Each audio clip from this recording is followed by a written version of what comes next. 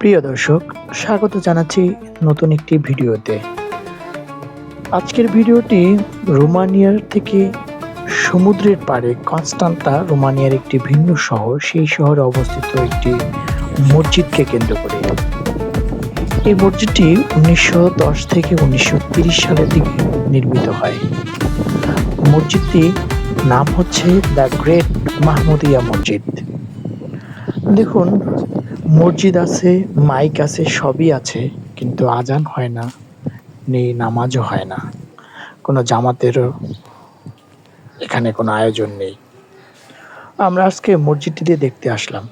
ঢুকেই প্রথমেই এমন একটি সুন্দর কোরআন শরীফ দেখতে পাবেন, যেখানে চমৎকারভাবে সূরা ফাতিহা এবং সূরা আল বাকারার প্রথমাংশ লেখা আছে। আপনারা যদি এখানে আসেন তাহলে আপনাকে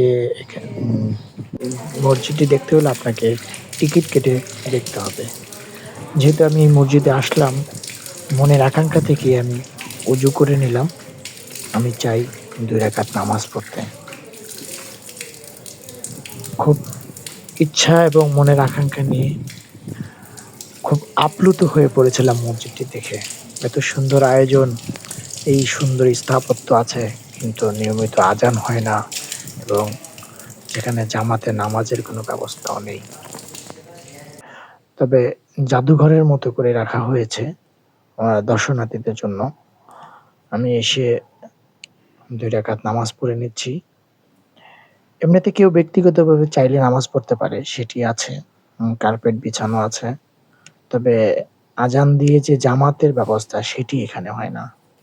দর্শনার্থীদের মধ্যে যদি কেউ নামাজ পড়তে চায়, তাহলে সে অনায়াসে এখানে উজু করে নামাজ পড়তে পারবে।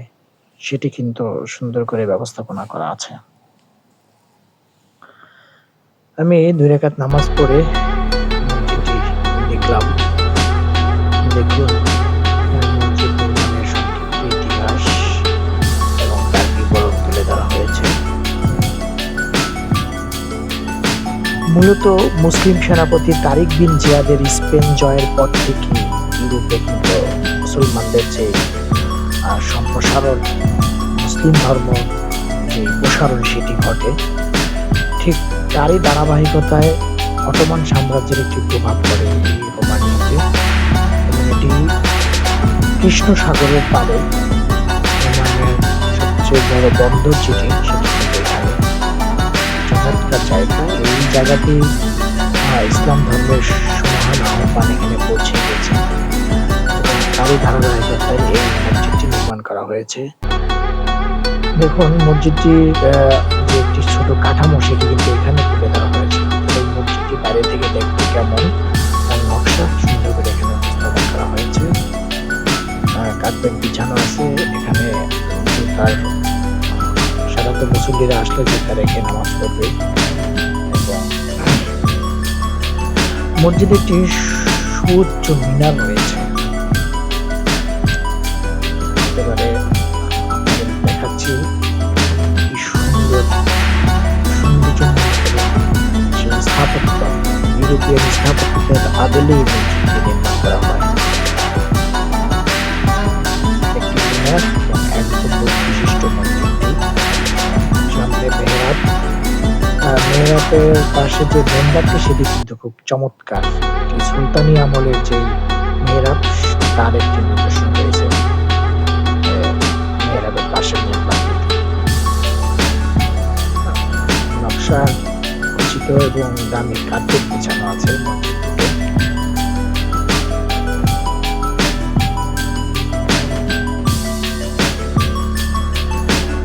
আমরা মসজিদটি দেখে এখন মিনারের দিকে উঠতে যাচ্ছি। প্রায় 142টি ধাপ রয়েছে এরকম মসজিদের সুউচ্চ মিনার।